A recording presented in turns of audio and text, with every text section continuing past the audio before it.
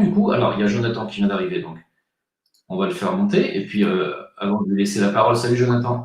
Salutations, ça va? Ça va? Tu t'étais pas couché? Couché? Non, non, non, non. Je sais pas, on sait jamais. J'étais en train de dire, ils ont choisi, avec le reconfinement, de mettre finalement, définitivement, l'économie de la France à plat. Donc, ils ont choisi la mort de la France économique, c'est clair. Le but, c'est de Ordo ab chaos, hein, donc c'est tout détruire, bon, générer de la peur, du traumatisme, etc. Mais c'est de tout détruire, tous les aspects les plus structurels de la civilisation, principalement occidentale, mais c'est mondial en vérité. Et bien traumatiser les gens, comme ça, quand ils viendront avec des fausses solutions, donc le vaccin, le reset économique avec tout ce que ça implique, parce que c'est un lourd sujet, ça encore. Ben, il y a une partie de les gens qui vont le quémander, et il y en a d'autres qui vont pas spécialement comme le quémander, mais qui sont tellement à bout de souffle que lorsque ça va arriver, ils vont le prendre à bras ouverts, tu vois. Ce sera une portion de la population, quoi. Enfin, s'ils arrivent jusqu'à leur plan, en tout cas. Mais voilà, c'est le projet.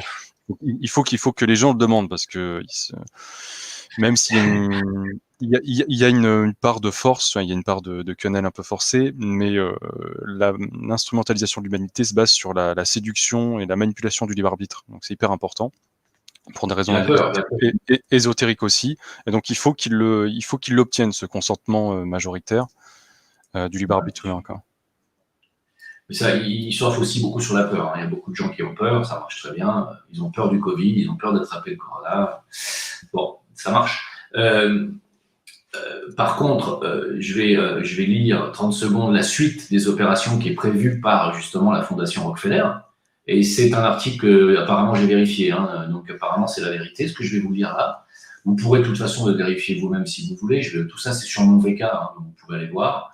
Alors, et après on va commenter un peu l'actualité, puisqu'en Italie et en Espagne apparemment il y a un vrai refus maintenant, hein. Il y a des gens qui sont dans la rue, donc ça peut commencer à être positif, mais on va voir. Juste, je vais vous partager cet extrait donc, du journal Rockefeller, Playbook Rockefeller, exactement. Donc, au niveau du plan, il y a 3 phases. Tu l'as lu ça, Jonathan, ce truc?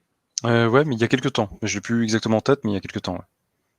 Alors voilà, donc si vous voulez écouter la suite de ce qui vous attend, je vais vous le lire succinctement. Donc la première phase, elle était de créer et de diffuser un virus extrêmement contagieux, mais à faible taux de mortalité, ce que vous venez de vivre, ce qu'on vient de vivre depuis 8 mois, hein. Faire en sorte que les médias provoquent une hystérie de masse à ce sujet en faisant exploser le nombre de décès, en falsifiant les certificats de décès, hein. Donc ça, c'est ce que vous venez de vivre. Ensuite, un verrouillage total qui fait toujours partie de cette première phase, d'environ 3 mois, donc c'est le confinement, lentement prolongé dans le temps à plusieurs intervalles, qui conditionnera la population à vivre sous des mesures restrictions draconiennes et répétera à plusieurs reprises qu'un vaccin est nécessaire, hein. Donc c'est ce qu'on est en train de vivre depuis 8 mois. Réprimer activement les manifestations, isoler les instigateurs avec de sévères sanctions financières, judiciaires, etc. etc. Donc finalement, on va mettre fin à la phase 1, à la fin du confinement, qui est prévue pour... Alors ce qui est marrant, c'est que, ce qui me fait rire aussi, ça, c'est que avant que Macron parle et avant que Macron vous annonce que vous alliez être confiné, il y avait déjà le plan de déconfinement qui était disponible. Voilà, et qui sera mis en place dès le 2 décembre. Vous avez compris donc que vous serez reconfiné jusqu'au 2 décembre. Ah, ce plan, il était déjà écrit avant que Macron fasse son allocution. Voilà, ça me fait juste marrer. Donc, je continue. Alors, la deuxième phase, écoutez bien, parce que c'est ce qu'il va y avoir à partir du nombre de fin décembre. Vous aurez compris, ça va commencer probablement fin décembre ou début janvier. Donc, la deuxième phase, le verrouillage. Donc, ça va continuer le verrouillage. La peur, la distanciation sociale compromettront progressivement le système immunitaire de la population, amplifié par le port des masques. Donc, ça, c'est ce qu'on est en train de faire aussi. Une exposition plus longue au Wi-Fi 5G à l'intérieur des maisons. Exposition réduite au soleil, à l'air frais, des bactéries saines. Donc, on est à l'abri des bactéries saines. L'absence d'intimité, de nourriture saine, de provisions. Lorsque les gens réapparaîtront dans la société, plus de gens tomberont malades, ce qui sera imputé au Covid-19 aussi. Donc ça, vous avez compris qu'on est en train de tout faire pour vous priver finalement d'avoir une vie saine. Bon. Et la troisième phase, si la majorité des gens résistent au vaccin, hein, donc, puisque le vaccin va arriver à partir de décembre, je le rappelle, s'il y a une majorité de gens qui refusent le vaccin, un virus de type SRAS, VIH, MERS, armé cette fois, sera libéré avec un taux de mortalité de 30% plus élevé que le Covid-19 et sera à nouveau blâmé sur les manifestants. Ce sera la poussée ultime pour que chacun accepte la vaccination et les règles du nouveau système. Un système de crypto-monnaie, brevet international, vous le savez, 060606, sera mis en œuvre en combinaison avec l'activité de l'organisme de surveillance numérique ID 2020. Le comportement humain et la volonté de se soumettre en utilisant de la nourriture, etc., etc., etc. Bref, vous avez compris, c'est la troisième phase. Voilà, je n'ai pas besoin de vous en dire plus, vous le savez, tout ça on l'a déjà dit. Et donc voilà ce qui vous attend, mes amis, et ça c'est écrit directement sur le forum de Rockefeller. Voilà, donc à part ça, c'est nous qui sommes parano. Voilà, mes amis, écoutez, j'ai envie de dire, les dés sont jetés. Tu voulais rajouter quelque chose? Jonathan, juste pour te dire, tu as dit tout à l'heure, si ils arrivent à leur fin, je tiens quand même à rappeler que ça fait 8 mois maintenant qu'ils font mumuse avec nous et qu'ils nous reconfinent, j'allais dire, dans l'indifférence générale. C'est pas tout à fait juste. L'Italie, l'Espagne se rebellent. Pourquoi pas la France? Question est posée. C'est possible, si on arrive à retrouver un semblant de testicule, mais oui.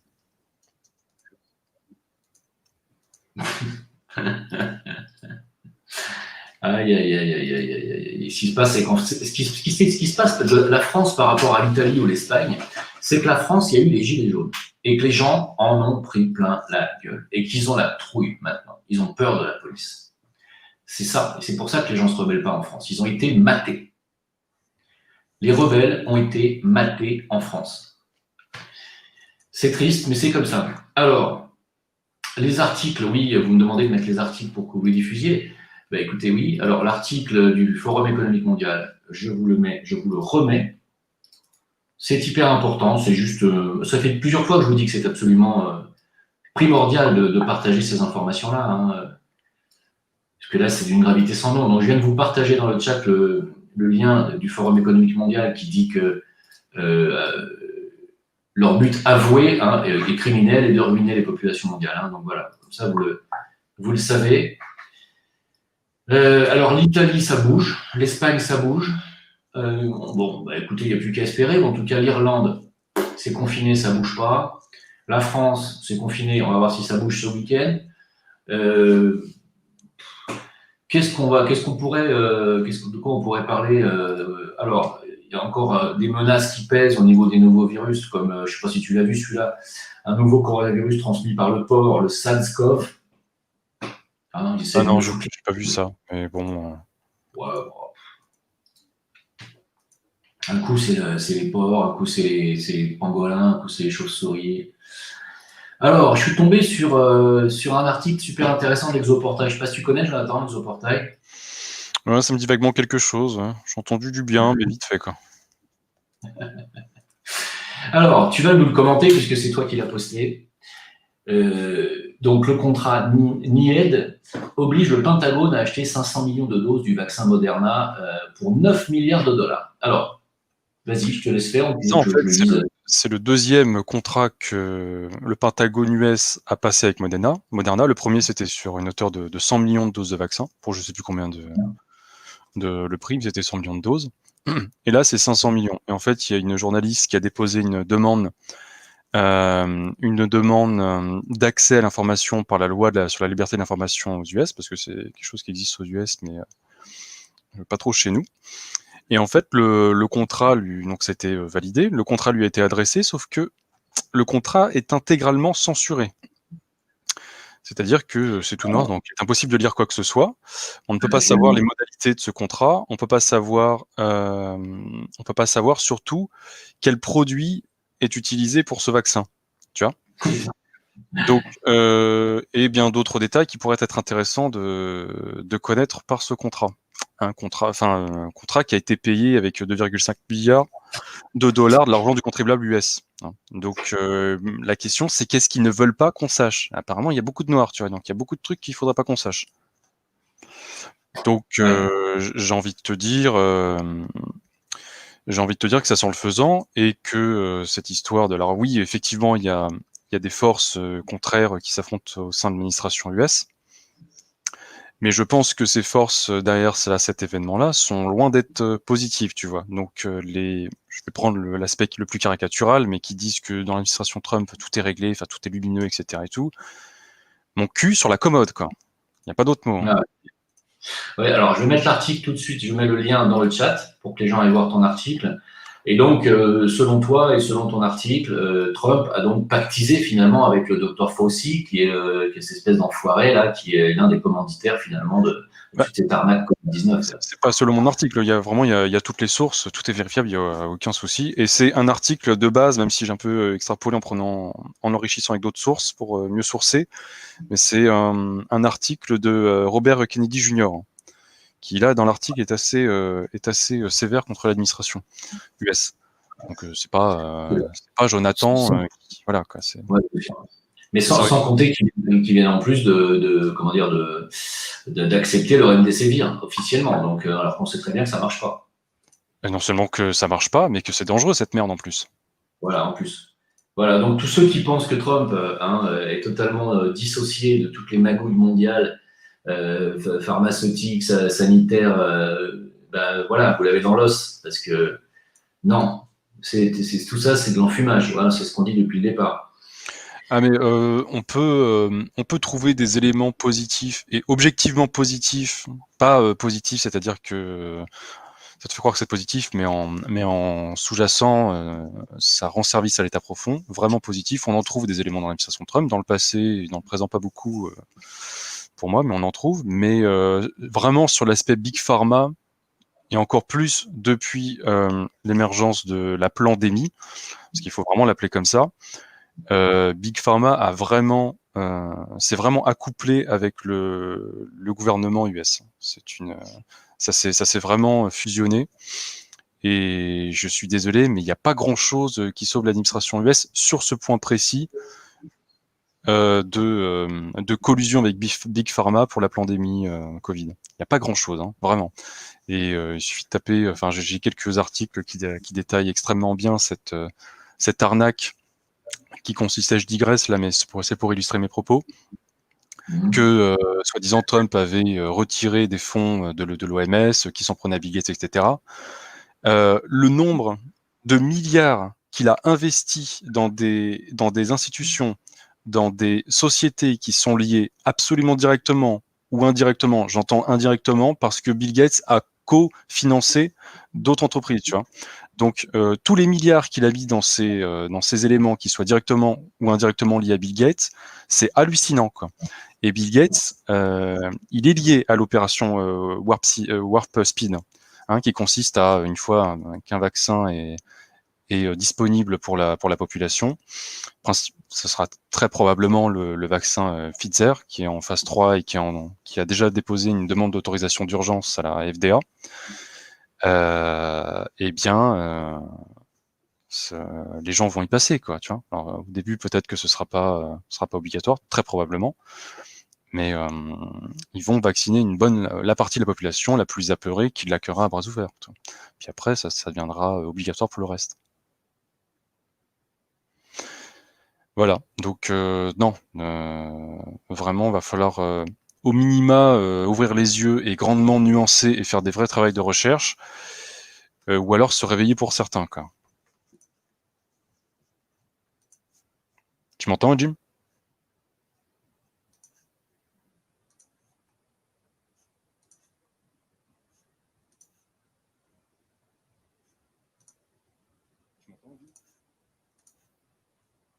Non, on a perdu Jim.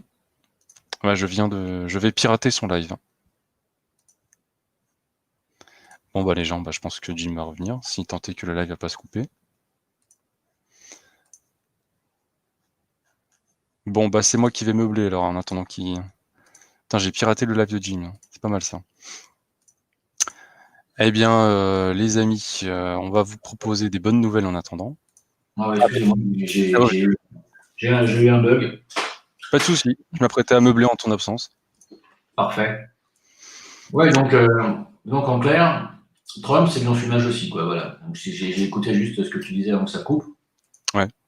Sur l'aspect Big Pharma, ah oui, en très large mesure. Même s'il y a aussi il il y a aussi des poussées, on va dire, alternatives qui essaient de contrebalancer ça sur un plan médical. Je pense, même si c'est pas blanc-bleu non plus sur ce sujet, mais je pense par l'autorisation de traitement par le plasma. Mais bon, ça reste très limité, extrêmement marginal. On sait très bien que c'est pas ça qui va être proposé en masse à la population, hein. Donc voilà. Mais le remdesivir aussi, enfin, on l'a cité tout à l'heure, c'est une très belle quenelle aussi, hein. Ça, c'est absolument pas agréable. Alors, je disais à mon tarif qu'il fallait pas que les gens s'en prennent trop à Macron, même si, bien entendu, il a rien à foutre au gouvernement français, mais que c'était qu'un pion, quoi, hein. C'est comme Trump, hein, c'est des pions, tout ça, voilà. Alors, Trump, il a peut-être plus de liberté de mouvement parce qu'il a plus d'argent personnel, mais c'est quand même des pions, quoi. Faut pas pousser mémé dans les orties, hein. T'es encore là? Oui, absolument. Non, mais ça sert à rien de cristalliser sur une personne. Enfin, c'est vrai qu'on a de l'énervement et que instinctivement on le projette vers une face qui nous revient pas trop, hein. Puis on va être très sincère qu'il y a 2-3 baffes qui se perdent, notamment à notre micron national. Mais ça sert à rien. C'est les gens qui sont derrière et qui lui poussent. Fais ta gueule, tu dis ça ce soir et puis c'est terminé. Exactement, c'est pour ça qu'en fait, en réalité, ils ne font que appliquer le plan, hein, qui est le plan mondial, puisque le confinement n'est pas pour la France, il est pour l'Irlande, l'Italie, l'Espagne, et c'est le Pays de Galles, enfin tous les pays vont être confinés les uns derrière les autres. Voilà, tout ça, c'est programmé, préprogrammé, planifié. Il y a une intelligence derrière tout ça. Voilà, faut pas s'imaginer qu'ils font n'importe quoi et qu'ils savent pas ce qu'ils font. Ils savent absolument ce qu'ils font. Sauf le gouvernement, bien sûr, qui lui ne sait pas ce qu'il fait. Il navigue à vue, on lui donne les informations, puis apparemment il se démerde avec, et puis c'est à eux de se débrouiller à passer les mesures de confinement et à se débrouiller avec les peuples, en fait. Mais ils ne sont que des intermédiaires, c'est tout. Voilà. Alors, il y a un autre article que j'ai partagé sur mon mur de Exoportail. Je sais pas si Excuse-moi, Jim, je te coupe. Est-ce que il y a que toi qui peux mettre des liens sur le chat, ou si moi ça se transforme en lien, ou ça reste en texte? Non, tu peux le mettre aussi. Parce que j'ai essayé, en fait, ça devient texte, il est pas cliquable. Attends, parce que t'en bouges pas. Excuse-moi, hein, je coupe, mais. Je comprends pas parce que j'avais foutu un deuxième. J'avais mis un deuxième article et il a disparu. Shura. Non, oui, j'ai une chaîne YouTube, mais c'est surtout un site, en fait. Tu tapes exoportail.com et puis tu pourras aller dessus. Mince de chez mince alors. Qu'est-ce que c'est? Comment ça se fait ça? Oui, il y a ça aussi qui est pas mal que tu m'as envoyé en privé. Tu m'as envoyé en privé, tu me permettras de le mettre public. Oui, vas-y, fais ce que tu veux. Et que tu m'as envoyé, mais qui tombe fort à propos aussi pour que les gens qui ne comprennent pas comprennent mieux. C'est ça, quoi. Hein, voilà. Je ne sais pas si vous voyez ce qu'il y a décrit. Ça vient de la presse anglaise. If you care about Israel, vote for Trump. C'est le président du Conseil des colonies israéliennes en Cisjordanie occupée. Voilà. Yossi Dagan, ou Dagan, je sais pas comment ça s'appelle, qui a appelé directement, on est sur un bel enculé quand même, il faut quand même le dire, a appelé les Américains à voter pour Trump. Voilà. Donc ça, c'est pour tous ceux qui me disent, ouais, mais peut-être que Trump, il fait semblant de pactiser avec l'ennemi, et voilà, c'est comme vous voulez. C'est vous qui voyez. Hein, c'est à vous de vous situer devant ce type d'information. Alors, Jonathan, je ne sais pas comment je fais pour te donner l'autorisation de partager. T'as réussi à le partager, l'écran en bas? L'écran en bas, non, mais en fait, c'est mettre le lien dans le chat, mais c'est qu'un texte, c'est pas cliquable. Ah, bah alors envoie-le-moi en private chat et moi je le mets dans le chat. Ok, d'accord. J'avais quelques liens à transmettre qui étaient assez importants. Après, on va peut-être parler de 2-3 bonnes nouvelles, parce qu'il y a aussi 2-3 bonnes nouvelles là depuis une bonne semaine. Là, on essaie de rehausser un peu les vibrations là, parce que c'est pas foufou. Ah oui, tiens, pendant que je te passe le lien, faut rappeler que le remdesivir, c'est quand même un médicament avec énormément de guillemets, développé par Gilead, hein. Oui, je sais, bien sûr. Oui, non, mais pour toi, je sais que tu sais, mais pour les gens, il y a peut-être certaines personnes qui ne savent pas. Je t'envoie sur VK le lien. Et bon, bah, Gilead, on n'est pas sur du Qatar, quoi, tu vois. Ah ouais, et puis les gens qui ne connaissent pas Gilead aussi, il faut qu'ils sachent un petit peu qui est-ce qui finance Gilead. Voilà, toujours pareil. Vous allez retrouver les mêmes personnes qui sont au Forum économique mondial, c'est toujours les mêmes. Voilà, c'est pas compliqué. Et puis oui, c'est cet article que je voulais partager, j'en ai parlé déjà dans le live d'avant-hier. Le Venezuela qui annonce avoir développé un médicament qui annihile 100% du coronavirus. Hein. Alors, il y en a qui ne croient pas, mais c'est quand même une annonce officielle. Absolument. Et c'est pas un vaccin. Hein. Donc peut-être qu'ils ont eu un petit peu d'aide des Russes, va savoir. Mais bon, moi, c'est une annonce tout ce qu'il y a de plus officiel, mais je garde un peu de réserve. J'attends de voir. Alors pas l'OMS parce que je me doute bien que l'OMS va uriner dessus allègrement. Mais s'il y a des chercheurs indépendants qui peuvent mettre un petit peu leur nez dedans et qui peuvent confirmer un peu ces caractéristiques et ce taux de réussite, ça pourrait être sympathique. Mais bon, je pense pas que le Venezuela irait faire un mensonge aussi éhonté pour. Enfin voilà, après au niveau de crédibilité internationale, ça deviendrait compliqué, quoi. Donc le truc 100% ou pratiquement 100%, je pense que ça doit être le cas. Et si ça se confirme, c'est plutôt une bonne nouvelle, quoi. Si ça peut permettre de proposer des alternatives aux vaccins, et particulièrement aux vaccins de la cabale, tu vois, et encore plus aux vaccins ARN, on prend. Mmh. Et là, dans l'article, c'est marqué que le remède est soumis à la certification de l'OMS. Donc peut-être qu'on peut toujours attendre. Hein. On peut toujours attendre. Mais ça, c'est une formalité. C'est quelque chose qui est fait, pas obligatoirement, mais tout le monde l'envoie le truc à l'OMS, quoi, tu vois. Même les Russes ont envoyé leurs différents vaccins. Là, ils en sont à 2. Ils l'ont envoyé, le Sputnik V ou 5, appelez ça comme vous voulez. Pareil, il est en cours de certification à l'OMS. Bon, c'est rien de très... c'est normal, quoi, entre guillemets. Absolument. Alors, qu'est-ce que tu voulais nous dire comme de nouvelles?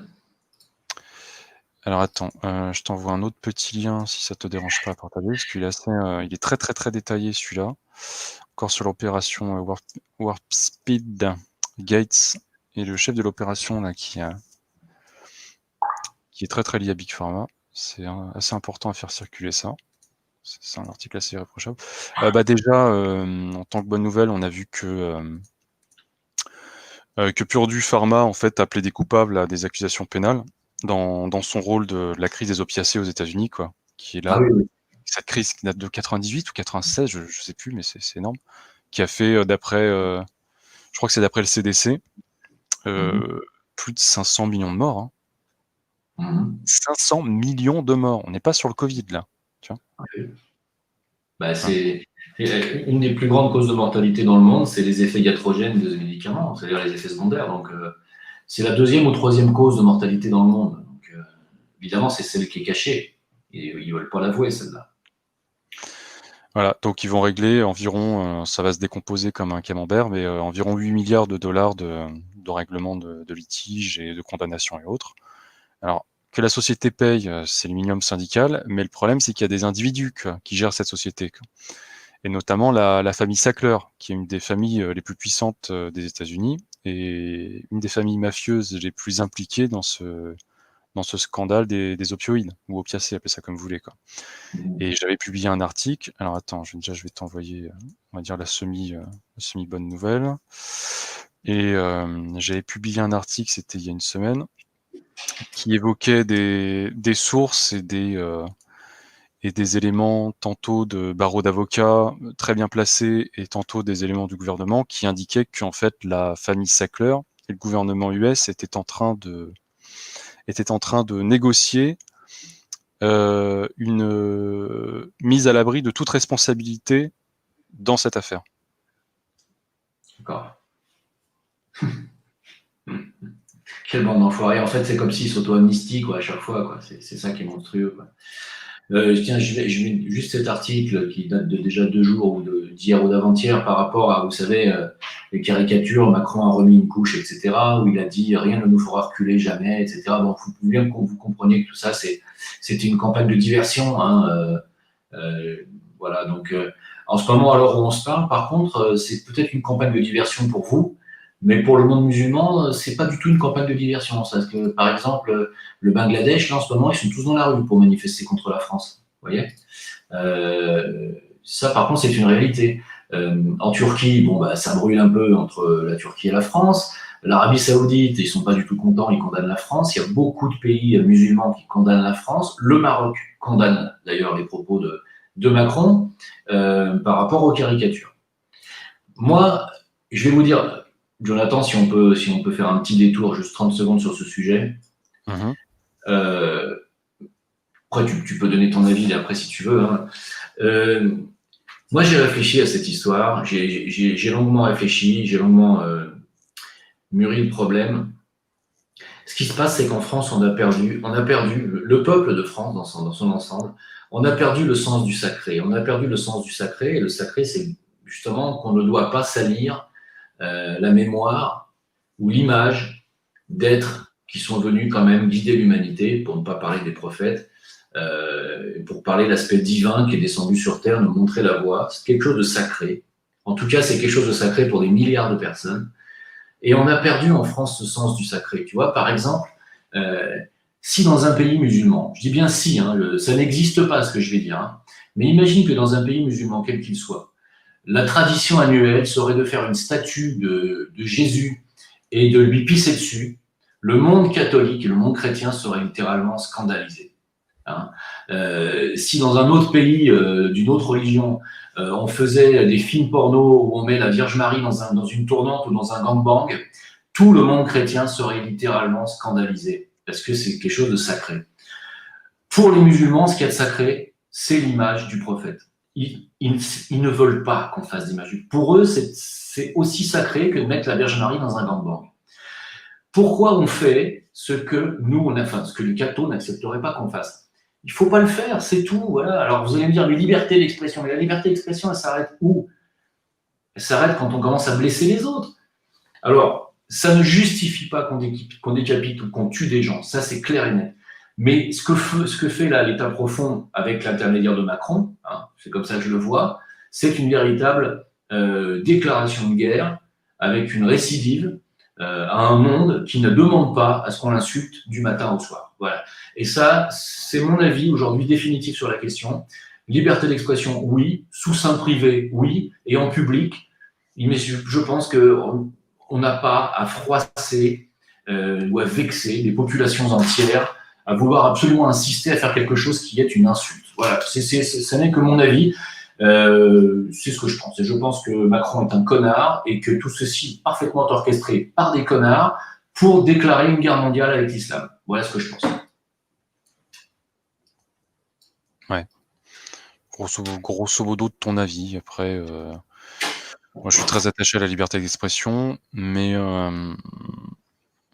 si on était dans un contexte beaucoup plus apaisé, avec moins de communautarisme, etc., peut-être que ce genre de choses passerait à la trappe, à peu près inaperçu, parce que je crois, ça prend avec des pincettes, il faudrait vérifier mon chiffre, mais que les caricatures de Charlie Hebdo qui visent le monde musulman, ou en tout cas le Coran, l'islam, etc., je crois que c'est un peu plus d'1% de ces caricatures, si je dis pas de conneries. Je crois que c'est ça. Donc on est vraiment sur un pourcentage très faible.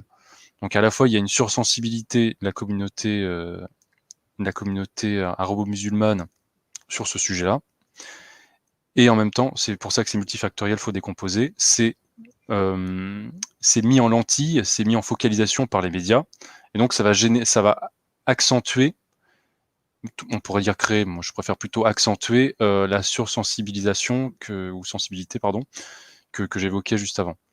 Néanmoins, ceci étant dit, je suis plutôt de ton avis in fine, c'est-à-dire dans le sens où la liberté d'expression totale dans un cadre privé, etc. et tout, mais à un moment il y a aussi des conséquences, c'est-à-dire que quand tu blesses une communauté dans une certaine mesure, pour l'amalgamer, parce que c'est pas toutes les sensibilités non plus pareil, c'est pas un bloc monolithique, hein, l'islam de France entre guillemets, si tant est qu'il y en ait une.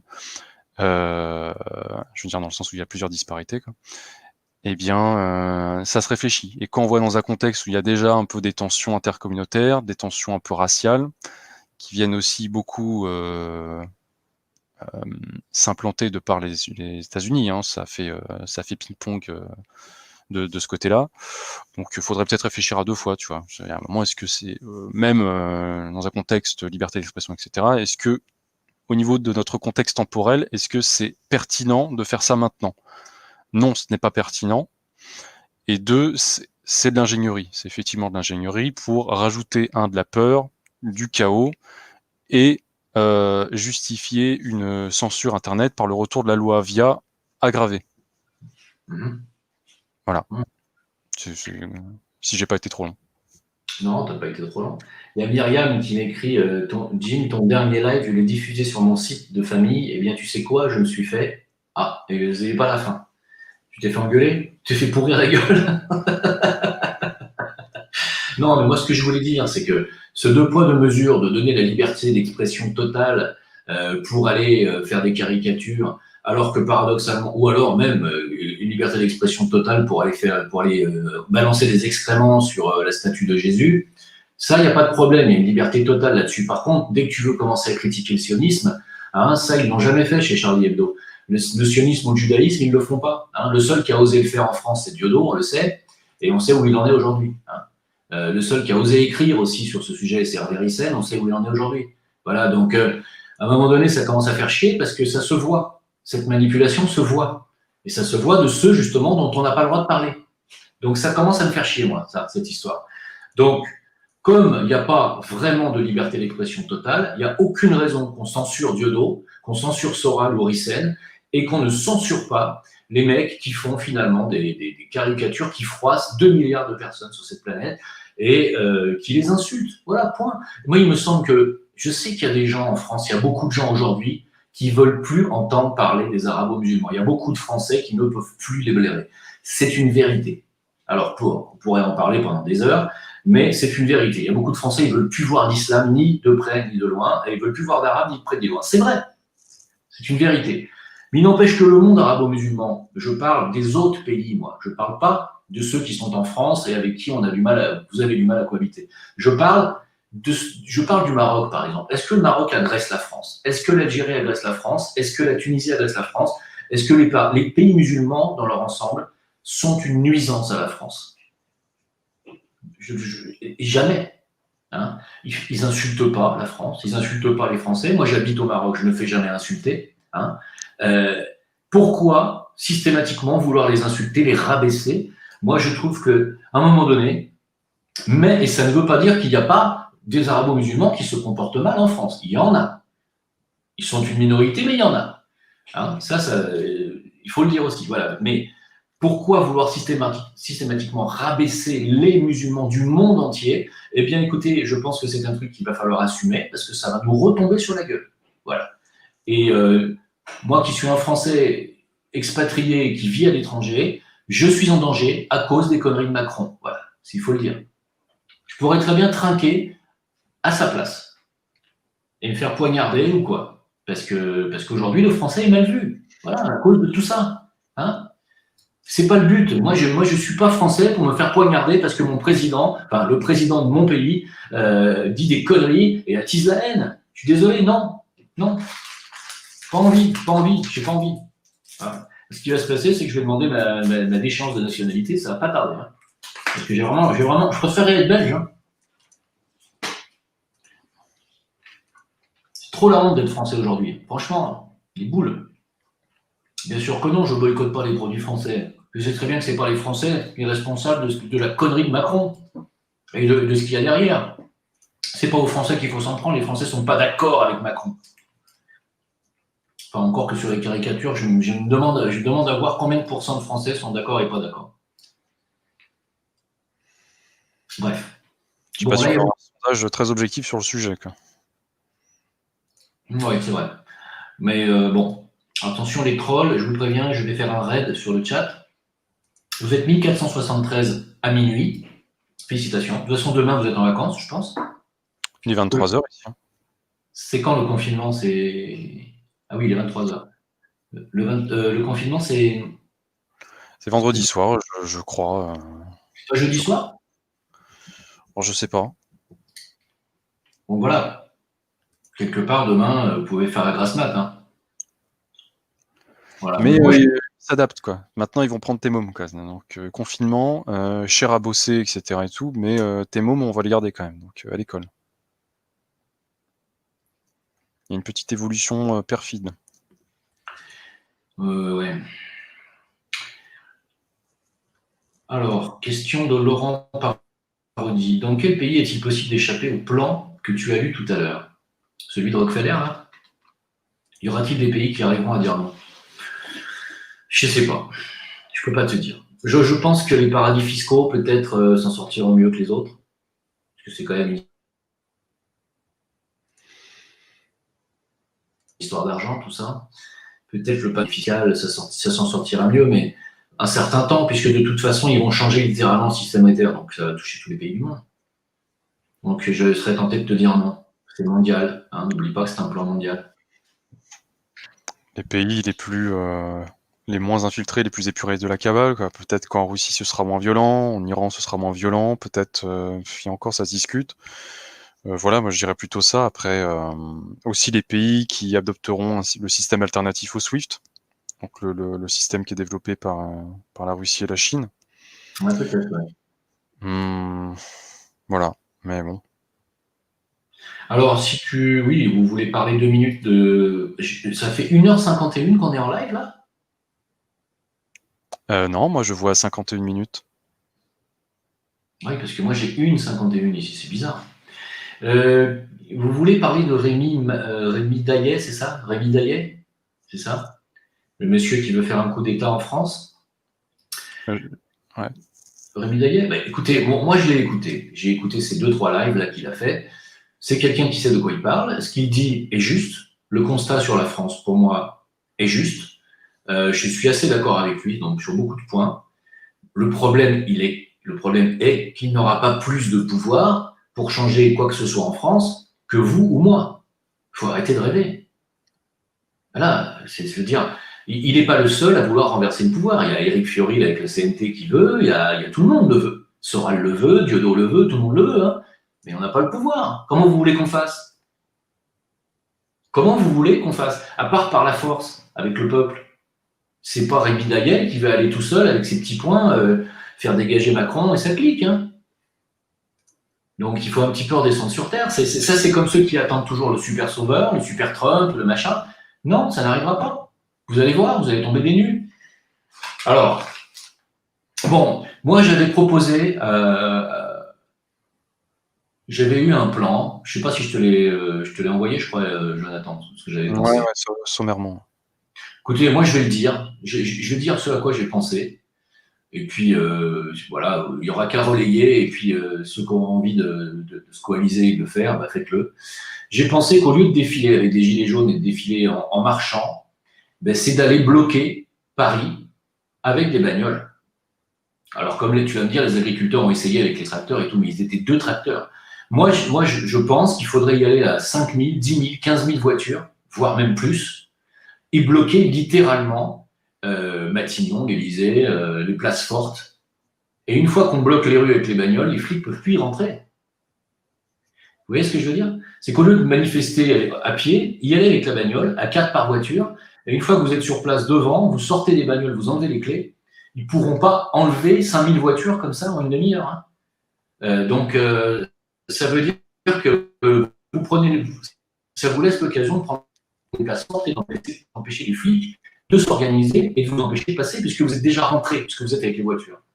Donc, de faire une manifestation non pas pacifique, mais dont le but est de déloger clairement ces salopards qui se sont mis au pouvoir de manière illégitime, mais d'y aller en bagnole. Et de se coaliser, et le de marcher, bah, d'y aller en voiture, clairement, et de bloquer les rues. Bloquer l'Assemblée nationale, bloquer le Sénat, bloquer Matignon et l'Élysée. Hein. Une fois que tu as bloqué ça, après tu peux aller aussi faire un siège devant BFM TV et les médias mainstream. Mais je pense qu'une fois que tu as fait ça, si les flics ne peuvent pas passer, qu'ils sont bloqués, tu es dans la place. Hein.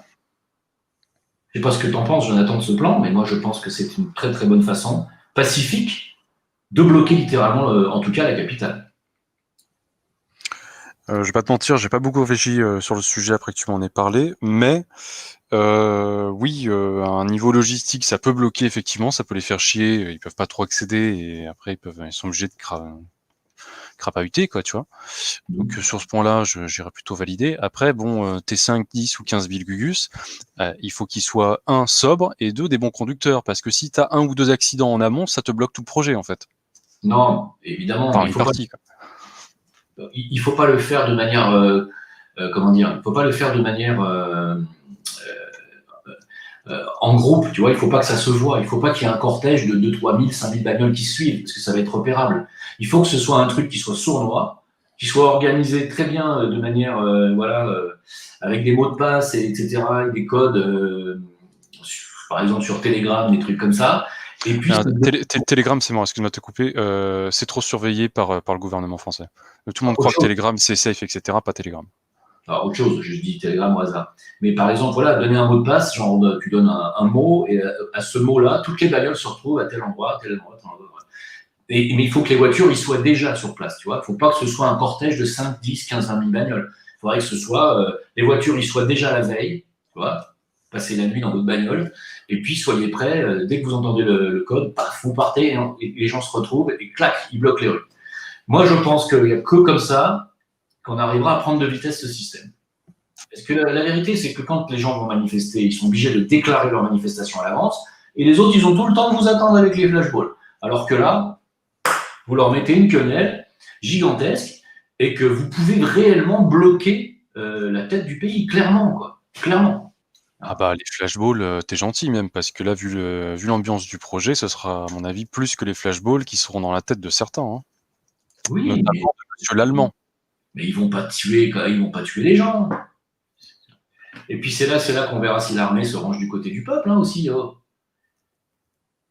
Parce que ça s'appelle un coup d'État. Alors je sais que ce que je viens de dire, ça peut être condamné pour appel à la trahison nationale, machin, etc. Mais c'est une idée. Ouais, pour moi, c'est du patriotisme. Oui, c'est plutôt du patriotisme. Hein. Voilà. Mais pas pour l'élite. L'élite, eux, ils vont considérer que je suis un ennemi de la nation. En tout cas, c'est une idée. Voilà.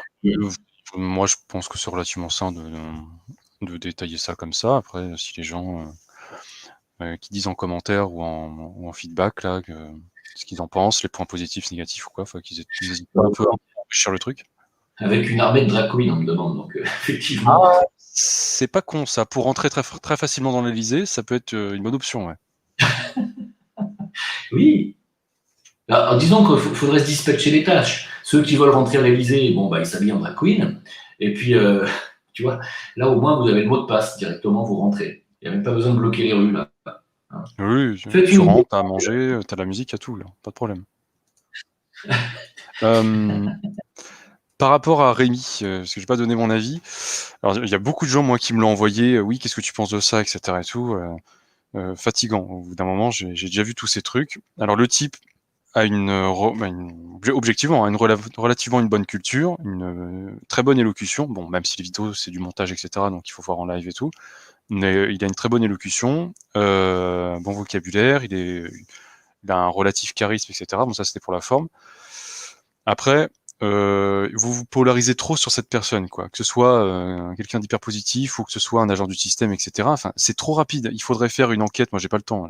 J'ai pas l'énergie et le temps pour ça. Mais il faudrait faire une enquête sur cette personne approfondie. Tu vois, des gens qui ont les connaissances et le temps et la motivation.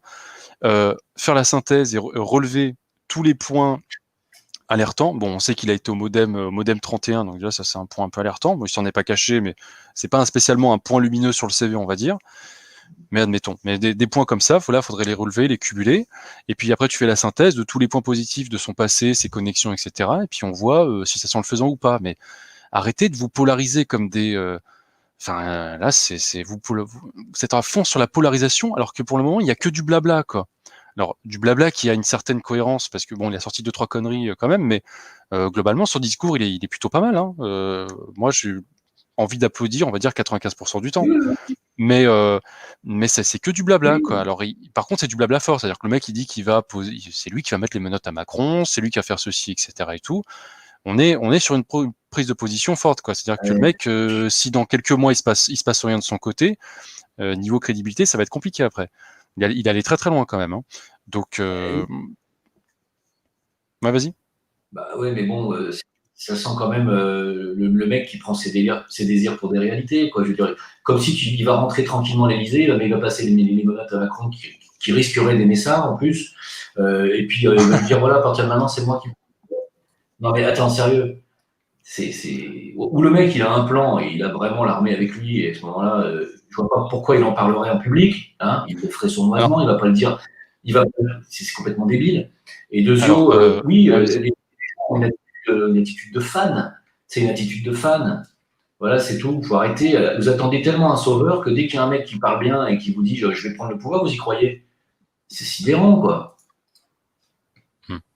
bon, déjà, il a fait un petit clin d'œil, là, c'est tout récent, à un ou deux slogans qui est utilisé par, on va dire, les QAnon. Soit c'est un reflet de sensibilité, bon, c'est pas disqualifiant, mais on va dire pour moi c'est un manque de discernement. Soit vraiment il est à fond dedans. Pour moi ça sent le faisant, très clairement. Mais pour revenir sur sa stratégie, soit le type il a vraiment les connexions qu'il dit avoir, puisqu'il dit qu'il a des connexions au sein de l'armée, au sein de la gendarmerie, police et autres, et politicienne aussi. Soit c'est vrai et c'est sérieux, et dans ce cas-là, c'est au point où on en est. Enfin, voilà, j'ai d'autres choses positives en tête, mais on peut rajouter cet élément-là et on peut lui laisser une chance, tu vois, pourquoi pas. Mais ça me semble troublant quand même que, alors certes, il fait pas l'erreur accablante d'un Fioril, c'est-à-dire que le mec il dit qu'il va faire un coup d'état ou un pseudo coup d'état en annonçant la date, parce que Fioril quand même il a annoncé au moins 3 ou 4 fois la date, il y va, il fait ah bah ça marche pas, sans déconner, ça marche pas, t'annonces la date 6 mois à l'avance et ça marche pas. Donc soit tu fais un autre procédé, soit t'appelles pas ça un coup d'état en annonçant la date en avance. Moi je trouve ça troublant. Lui il dit qu'il veut faire juste, excuse-moi, je termine. Un coup d'état un petit peu autoritaire. Je parle de Rémi, mais lui, il annonce pas la date, donc on va dire c'est une petite crédibilité de ce côté-là. Et quand même, si tu le dis et que tout est grosso modo prévu, et que pour lui c'est sûr, il a dit, hein, c'est sûr qu'il passera les menottes à Macron. Ben dans ce cas-là, ça sert à quoi de faire les vidéos que tu fais? D'annoncer ça, bah fais-le. Et puis je pense que vu l'ambiance au moment, peu importe qu'on sait pas ou que peu de gens savent qui tu es, les gens vont grosso modo accueillir ça, bon, avec une part de stupéfaction, mais vont accueillir ça, je pense, avec relativement de bienveillance, tu vois. Et tout de suite, il va y avoir un éclaircissement, un communiqué, etc., je ne sais quoi, et ça va bien se passer. Mais pourquoi est-ce que tu fais autant de publicité pour l'événement, entre guillemets, pour cet événement, pour ta personne, etc. C'est troublant. Et surtout, on connaît maintenant son identité, c'est pas une voix cryptée sur Internet et tout, il y a son identité, sa tronche, etc. Enfin, c'est dangereux, et deux, il va tout de suite avoir, si tant est qu'il est sérieux, une infiltration des services secrets, il va être mis sous écoute. Donc après, tu vois, enfin, ça sent le faisant pour lui à différents niveaux. Donc je comprends pas. Franchement, c'est contrasté au niveau de la crédibilité, c'est très troublant. Hein. Mais non, mais un coup d'État, c'est militaire. Enfin, c'est ou du moins avec l'aide de l'armée. Donc c'est un truc qui se fait en secret, d'accord? Donc tu vas pas révéler au grand public un coup d'État. Voilà, déjà. Ensuite, derrière, effectivement, le mec se montre à visage découvert. Tout le monde sait qui il est. Ça veut dire que soit dans les jours qui viennent, soit il va se faire arrêter pour tentative d'insurrection, et il va se faire arrêter, clairement. Il va aller en garde à vue et machin. Soit il se passe pas ça du tout. Il continue ses vidéos où il dit qu'il va faire un coup d'État. Et à ce moment-là, il fait partie du système. Parce que pour moi, un mec qui dit qu'il va faire un coup d'État et qui se fait pas arrêter, c'est quelqu'un qui fait partie du système. C'est pas possible autrement. C'est quelqu'un qui est en train de vendre du buzz et de l'espoir aux gens pour, encore une fois, les empêcher de se rebeller par eux-mêmes. Voilà. Alors que s'il était vraiment dangereux, il se ferait arrêter. Il a démontré son plan. C'est pas crédible 2 minutes. Hein. Un mec dangereux, il dit pas son plan. S'il a vraiment le pouvoir de faire un coup d'État, il le fait, il le dit pas. Et d'ailleurs, je pense que si un mec comme ça existait vraiment et qu'il arrivait vraiment à faire un coup d'État en France, je pense que ce mec-là sera applaudi par le peuple. Hein. Alors, on se parle. Oui, mais je vois pas pourquoi est-ce qu'il fait ces vidéos en fait. Si tu es aussi sérieux et que tu as les connexions que tu dis avoir, fais-le. Et voilà, c'est pas tes vidéos qui, même si c'est croissant actuellement parce que ça bezouille un petit peu, c'est pas ces vidéos qui vont faire des dizaines de milliers de vues, etc., qui va faire pencher l'opinion publique franco-français en sa faveur. Donc ça change rien. Donc fais ce que tu as à faire. Et voilà. S'il avait déjà une chaîne qui avait, je sais pas moi, 500 000 ou 1 million d'abonnés, etc., là je pourrais dire, je comprends la stratégie de faire pencher l'opinion publique en sa faveur avant même que ça se passe, pour que ça se passe bien au moment où ça se passe. Vous me suivez? Mais là, je vois pas à quoi ça sert. Donc troublant. C'est du buzz. C'est rien que du buzz. Je suis peut-être un petit peu dur, mais pour moi, c'est que du buzz. Voilà. Ouais, je veux C'est bien comme ça laisser que je le vois. une petite chance, mais bon, va pas falloir qu'il traîne, parce qu'avec ce genre d'annonce qu'il a fait, il va falloir un moment qu'il y ait un minimum d'actes à la mesure de ses paroles. Parce que il a quand même employé des mots très forts.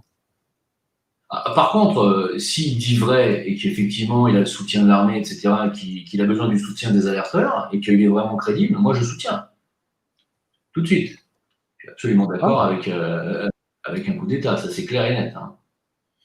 oui, Voilà. ouais, si à un moment il était pareil, hein, s'il y a des actes et que ce n'est pas coopté par une stratégie de double jeu de la cabale, bien évidemment que je soutiendrai avec discernement, mais que j'en serais ravi en tout cas dans l'immédiat.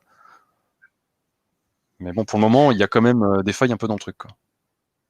Il y a un truc que j'ai oublié de vous dire et dont je voulais vous parler tout à l'heure, mais c'est con parce qu'on est passé à un autre sujet depuis. C'était ça, je ne sais pas si tu l'as vu cet article, c'est l'approbation des implants injectables.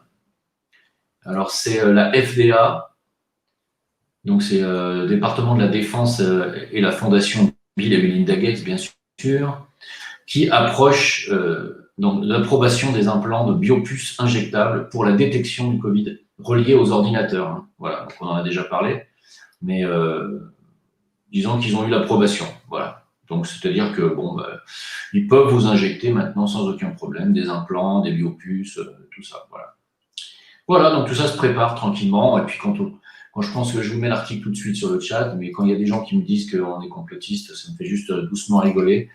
Non, non, on est journaliste, tout simplement. Voilà, moi c'est comme ça que je vais nous nommer maintenant. Parce que tout ton travail, Jonathan, et ton site, c'est un travail de journaliste. C'est pas un travail de complotiste.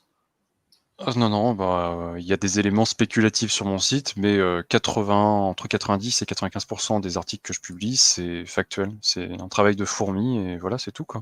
Et Voilà. moi, je suis tout seul à faire ça. Donc, Ouais, c'est du donc voilà, journalisme. mais C'est du journalisme, c'est pas un oui, déni. oui, Hein. oui, non, non, non, c'est pas du tout. Bah, c'est un des articles que je t'ai envoyé. Alors je rebondis sur ce que tu disais. Je sais pas si c'est la même thématique ou enfin le même sujet, le même fait, pardon, ou si c'est deux faits séparés mais qui sont dans la même thématique. C'est-à-dire que en fait le chef de l'opération Warp Speed euh, et la fondation Gates poussent à fond pour eux, c'est des patchs vaccinaux en fait. T'as entendu parler de ça? Ouais, j'en ai parlé Ah, hier. ok. Ouais. Bah voilà. Donc, donc quand on me dit que l'opération Warp Speed, c'est quelque chose de positif, tu vois, qui cache en fait une armée qui va protéger la population pendant des arrestations massives, etc.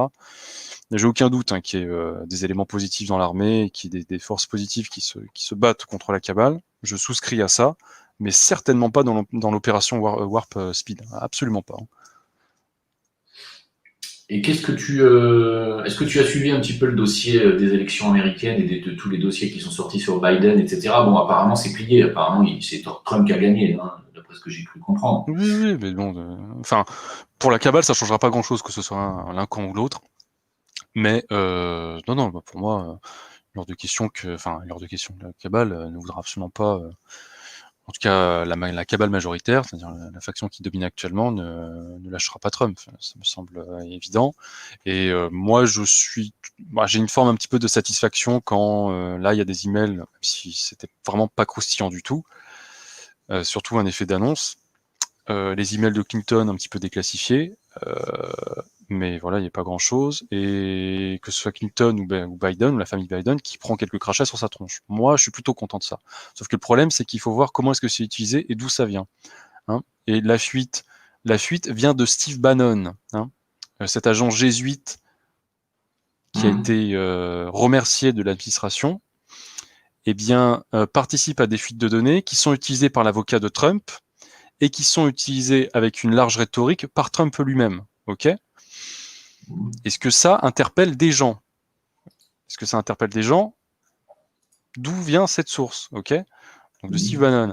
Donc je suis désolé, mais et j'ai fait tout un article. Je vais te l'envoyer en MP parce que vraiment cet article il est assez complet. Et on voit vraiment toutes les connexions qu'a Steve Bannon, notamment avec la famille de noblesse Nord Mercier, hein, qui a financé en partie la campagne de Trump, qui était présent lors du lancement de la campagne de Trump en 2016. Ok. Steve Bannon a de forts liens avec la faction jésuite en Chine. Steve Bannon qui a des liens avec Jeffrey Epstein, qui a été vu à plusieurs reprises rentrer dans son manoir à New York de Epstein. Steve Bannon qui a été inculpé, arrêté, bon, il a été relâché depuis en août sous caution, mais il a été arrêté en août 2020 là pour son scandale de détournement de fonds, tu sais, avec l'histoire du mur là, du mur de Trump. Enfin, bon, ce type est une pourriture de A à Z, ok. Ouais. Et donc, il balance des informations qui sont utilisées par Trump lui-même et ses plus proches conseillers. Ça n'interpelle personne. Ça rentre pas dans le cadre d'une guerre de faction, ça pas du tout, quoi. Bien sûr que si. Donc ça vient pas de gens QAnon qui balancent ça. Non, ça vient de Steve Bannon. Il le revendique lui-même dans une interview avec Revolver, ok. Donc ouvrez les yeux un petit peu. Je viens de mettre l'article en question sur un site américain qui s'appelle Edward Griffin's Need to Know. J'ai mis le lien dans le chat. Vous pouvez cliquer dessus et avec un clic droit faire traduire en français. Et vous pouvez avoir la traduction en français de cet article dont on est en train de vous parler, Jonathan, qui explique très bien le lien entre Biden, Bannon, Epstein, etc. Vraiment des enculés. Je t'ai envoyé aussi mon lien sur VK, si tu veux le balancer aussi. Ah, alors je vais mettre en français. Ah oui, moi j'ai tout publié sur mon site, j'ai enrichi et tout. Les liens avec la famille Mercier de Noblesse Noire, etc. La thune qu'il a reçue, comment Steve Bannon, c'est lui qui gère le média Breitbart, c'est ça? Ah oui, voilà. Voilà, c'est lui qui le gère. Hein. La famille Mercier qui a injecté de l'argent dans ce média-là. Ok. Donc c'est un média tenu par la famille de Noblesse Noire, famille mafieuse de New York. Voilà, donc faut arrêter de déconner. Ah ouais, voilà. Donc je vais plutôt partager celui-là parce qu'il est en français, c'est ton lien. Ouais. Je vais coller le lien dans le chat, voilà, monsieur Dame. Comme ça, vous avez. Ah non, ça va pas parce que c'est le lien VK, ça. Mince. C'est le lien VK. Ouais. Quand tu cliques dessus. Ah oui, ça te fait un ouais VK, non? Ça m'ouvre sur VK. Attends, je vais cliquer dessus pour l'ouvrir directement sur le réseau portable. Plutôt, ouais. Copier, voilà. Plutôt, et vers la fin, j'ai rajouté un passage parce que, pareil, il y a les histoires de déclassification des mails où vraiment c'est peanuts, hein. Il n'y avait rien du tout de très intéressant dans les trucs de mails de Clinton. On vous refait un remake de 2016, hein, vous remarquez. Qui c'est qui a fait pression pour ça? C'est Mike Pompeo, ok. Mike Pompeo qui a dit qu'il faisait pression pour publier les Clinton avant la fin des élections de novembre, ok, qui faisait pression à fond au département d'État pour que ça se fasse. Je veux dire, Mike Pompeo, même dans les QAnon, etc., enfin, tout le monde est d'accord que ce type est une ordure, tu vois. Hein, c'est un agent de la Cabale, toutes les déstabilisations qu'il a fait au Venezuela, Iran, je t'en parle même pas, Chine, Russie, etc. Enfin, ce mec est une ordure, quoi. Donc, que lui pousse à ça, devrait interpeller, encore une fois, des personnes. Tu m'étonnes. Donc, on a deux beaux exemples de guerre de faction, c'est tout. Absolument. Tu as absolument raison depuis le départ. Il faut le dire.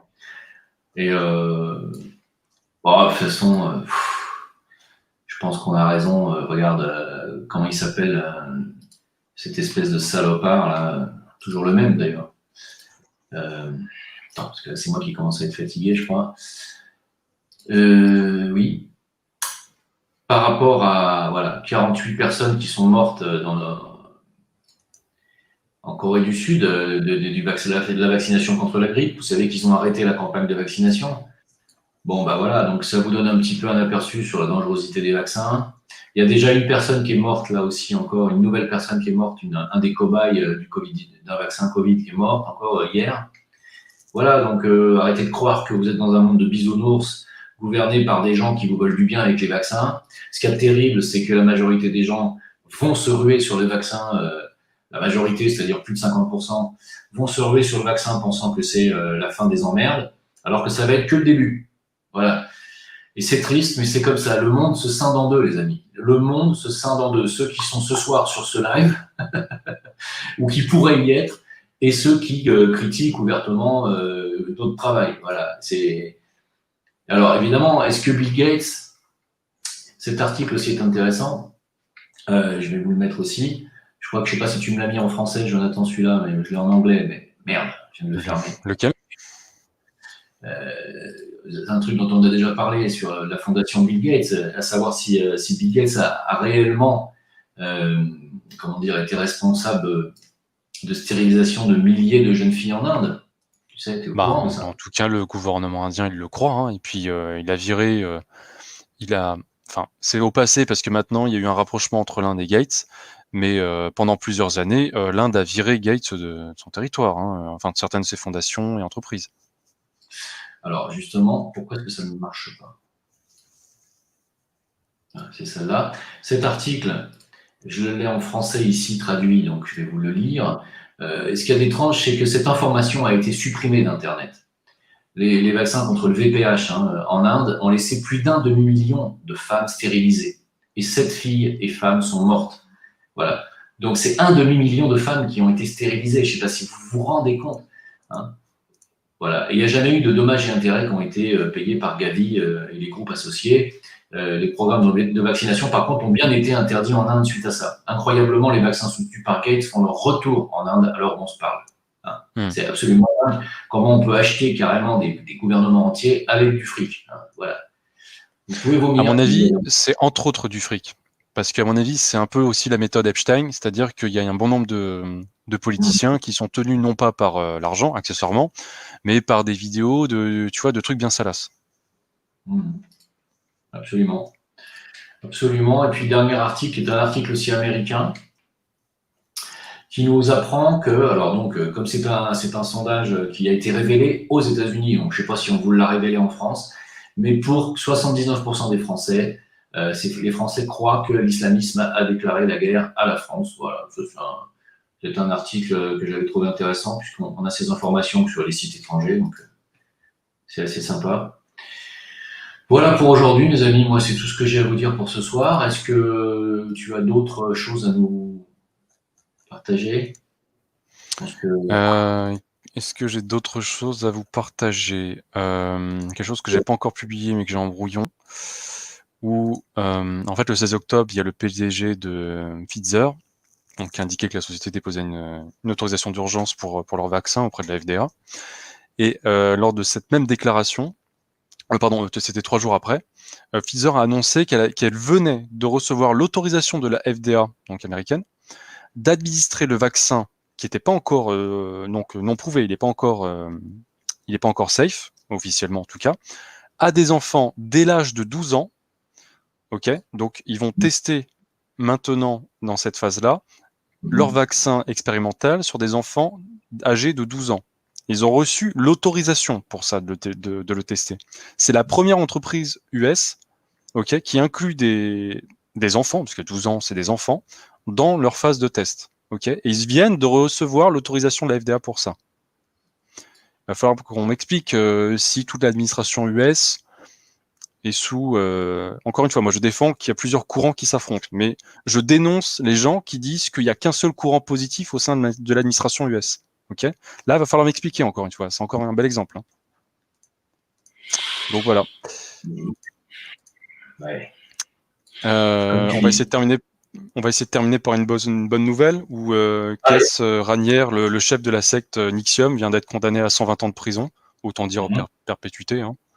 Ouais, voilà. Donc, qui est Ranière. Comment ? Rappelle aux gens qui est Ranière.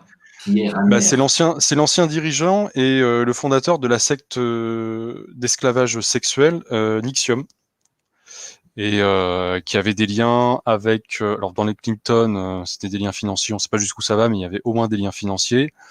Voilà, qui avait des liens avec la riche héritière Claire Bronfman, qui était une milliardaire carrément, et qui, elle, a été condamnée, je crois que c'était il y a 1 semaine ou 2 semaines, à 6 ans de prison pour certains chefs d'accusation, pas tous, mais certains chefs, qu'il avait soutenus par des millions de dons.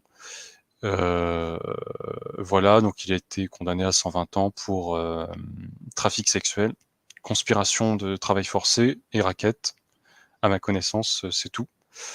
Et qu'on ne me dise pas que ça vient de Trump lui-même qui l'a balancé au trou, vu qu'il a été condamné par un juge dans le district de New York, qui est un fief démocrate.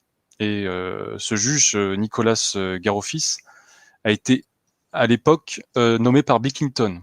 Donc il n'y a aucun rapport avec Trump. Et qu'est-ce que tu penses, toi, de la déclaration de Trump comme quoi il va faire la guerre au trafic d'humains? C'est pas la première déclaration qu'il fait dans ce sens. Je crois que c'est peut-être la deuxième ou peut-être la troisième allocution ou de conférence entre guillemets sur le sujet.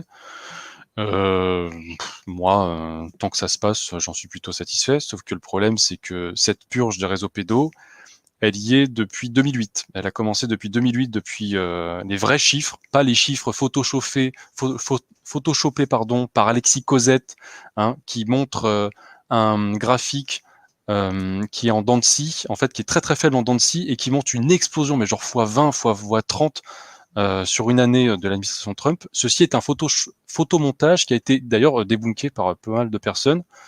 Pas par moi, mais enfin, je n'ai pas débouqué le truc, mais les gens ont fait le travail sur Internet. C'est un photomontage.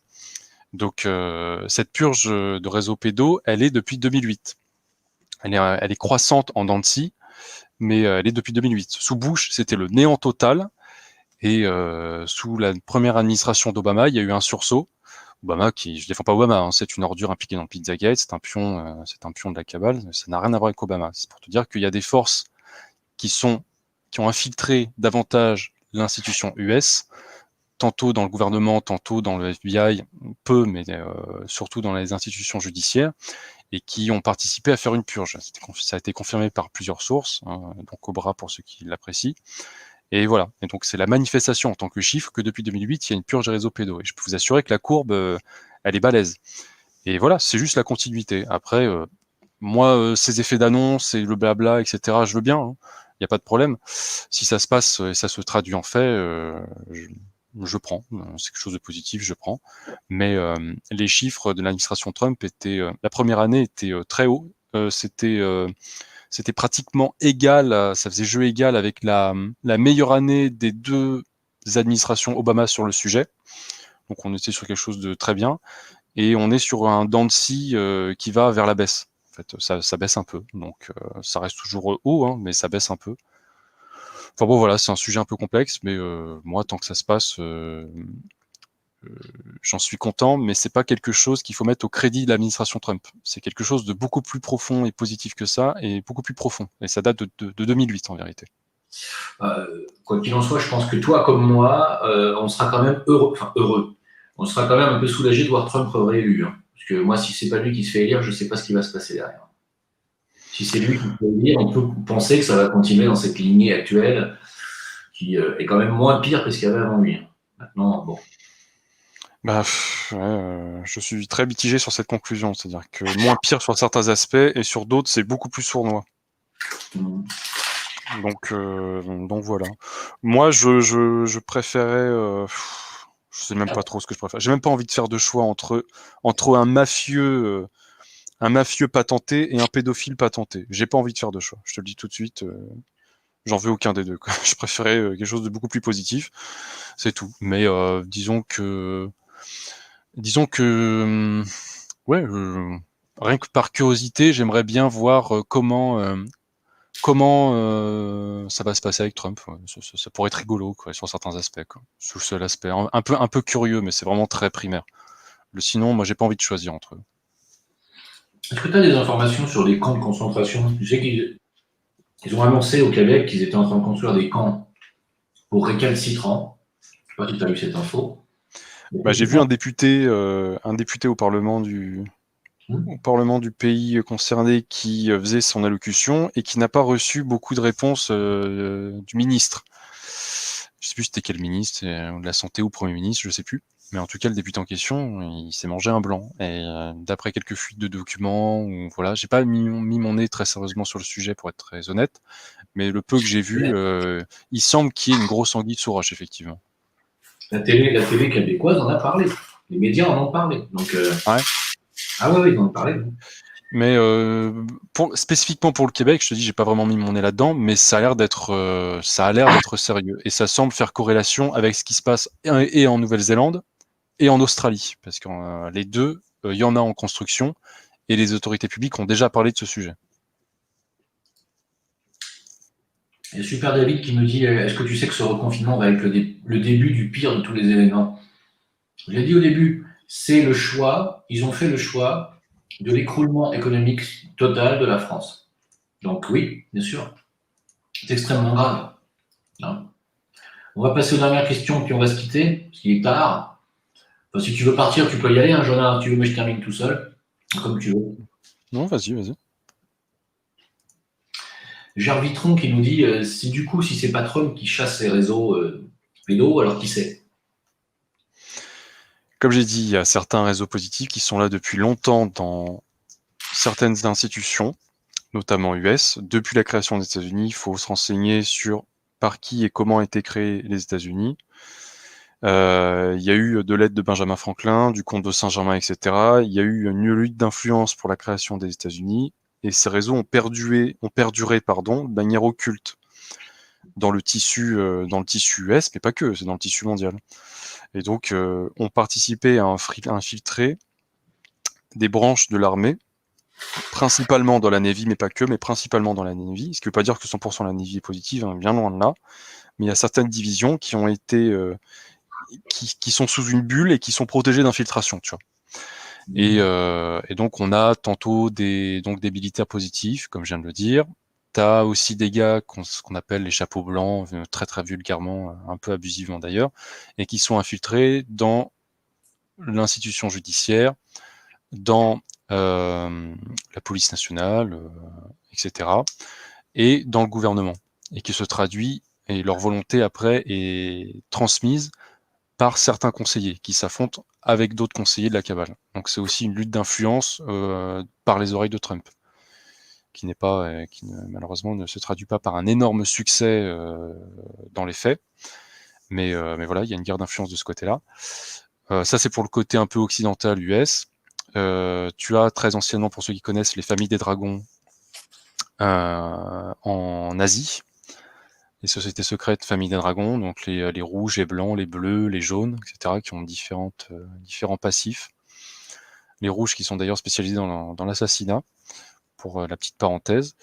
Tu as certaines familles de noblesse blanche qui ont fait la guerre aux jésuites et aux Rothschild en Europe, et qui sont principalement logés maintenant alors en France, il n'en reste pas beaucoup, mais apparemment il en reste d'après quelques sources que j'ai eues, mais qui sont principalement en Allemagne, en Autriche, en Hongrie et dans quelques autres pays de l'Est, ainsi qu'en Russie, ce qui pourrait expliquer pas totale, mais la relative opposition de la Russie ce qu'on appelle le NOM. Voilà, essentiellement. Après, il y a des forces, il y a des sociétés secrètes positives, mais qui sont encore plus occultes, et qui sont le fruit, et qui sont en lien avec des anciennes écoles de mystère qui existent et qui ont survécu depuis la chute de l'Atlantide. Là, on part encore dans un autre sujet, et qui remonte encore à bien plus loin, mais de manière contemporaine, c'est en tout cas les forces que j'ai un peu précitées, quoi. D'accord. Il y a Jasmine qui nous écrit vous blablatez, mais vous ne réagissez pas, vous n'avez pas de programme. Jasmine, je tiens à te rappeler que nous ne sommes pas un parti politique, nous ne sommes pas des candidats aux futures élections présidentielles et qu'on n'a pas à avoir de programme. Nous, on commente et on dissèque l'actualité. Et on vous prévient de ce qui va vous tomber sur la tronche. Si tu veux un programme, je l'ai dit tout à l'heure, prends ta bagnole et va bloquer les rues de Matignon, de l'Élysée. Ça, c'est un programme. Hein, je l'ai donné, je ne peux pas faire mieux, moi. Moi, le programme pour la France, celui de Rémi Daguet me va très bien. Hein. À savoir remettre des frontières, sortir de l'euro, dégager tous les immigrés qui ont rien à foutre en France. C'est un programme. Hein.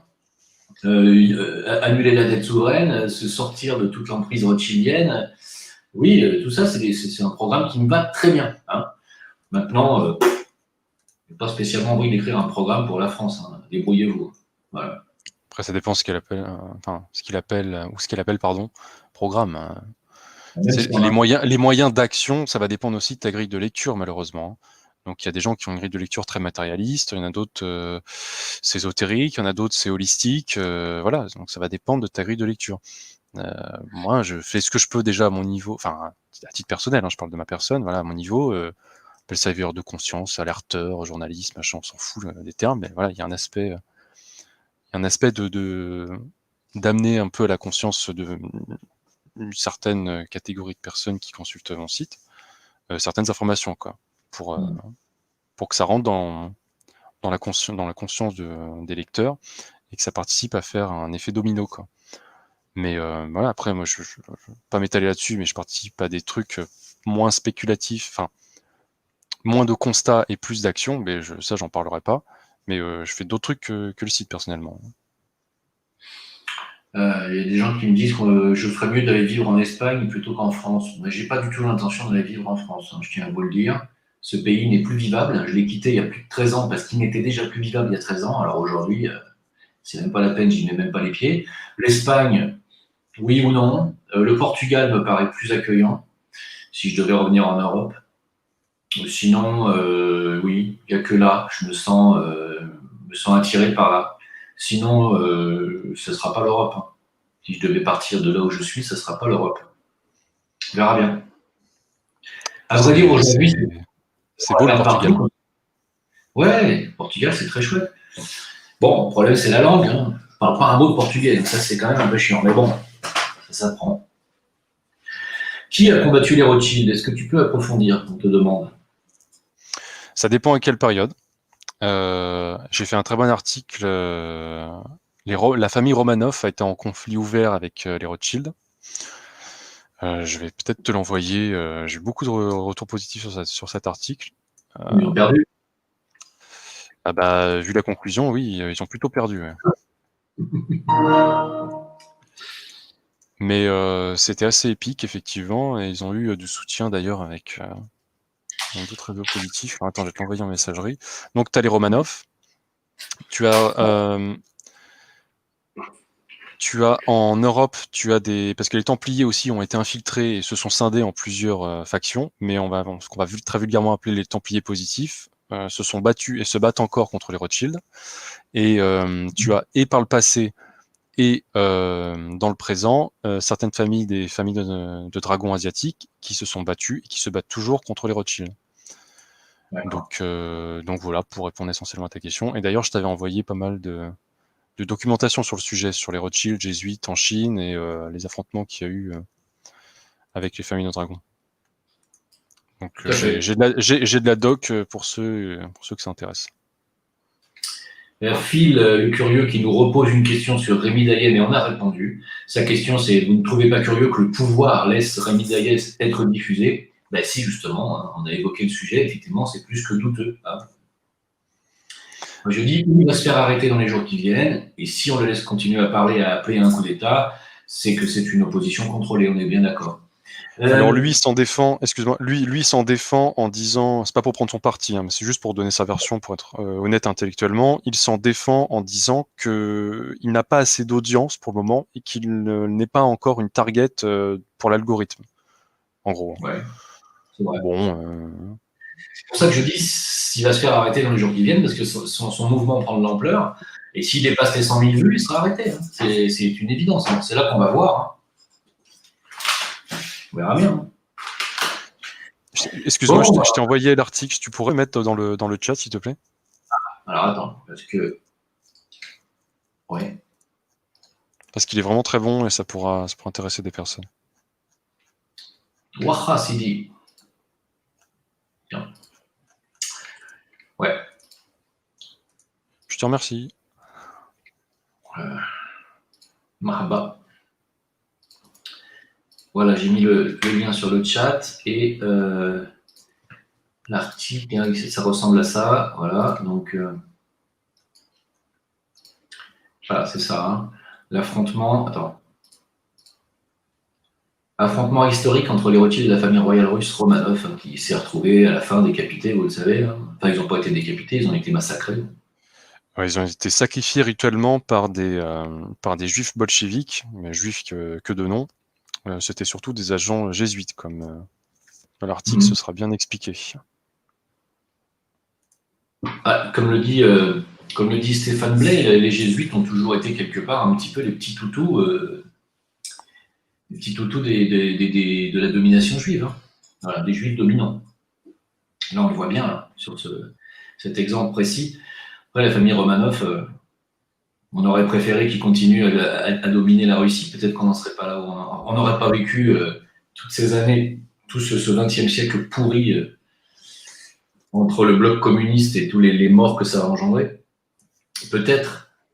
En tout cas, ils ont tué la royauté en Russie, comme ils ont tué la royauté en France, et c'est toujours les mêmes à la manœuvre. Je tiens quand même à rappeler que la décapitation de Louis XVI et la Révolution française, notamment de 1789, a quand même été financée, fomentée par les Rothschild. Hein.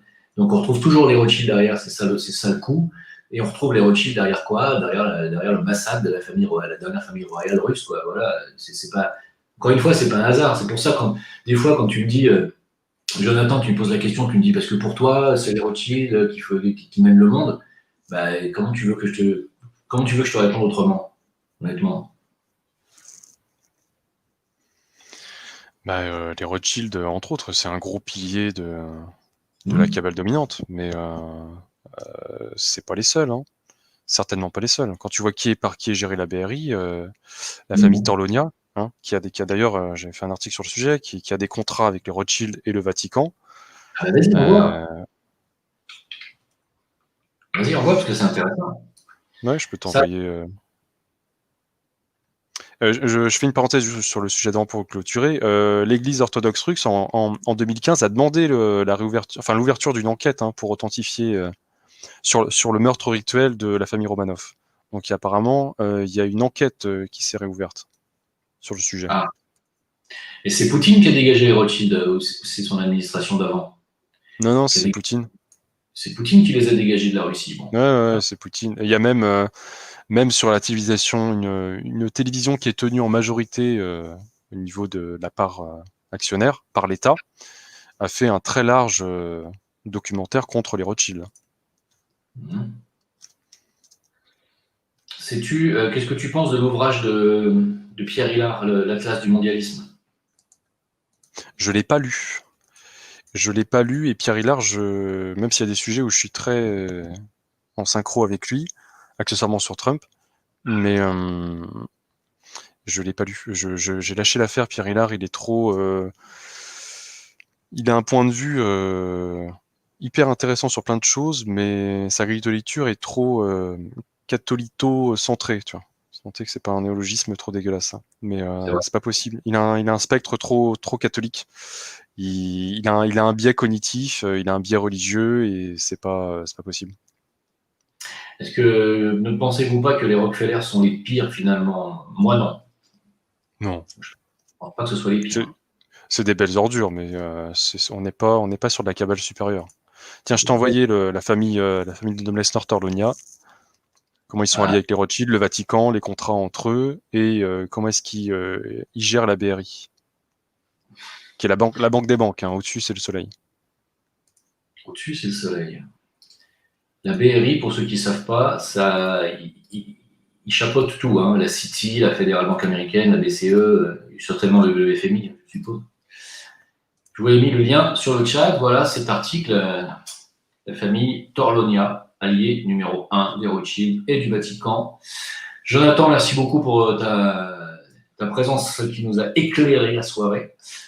Et puis, moi, j'ai envie de dire bon courage à tous, bon confinement, profitez bien. Vous allez pouvoir rien faire, grossir, perdre vos défenses immunitaires, vous affaiblir. Ça va être génial.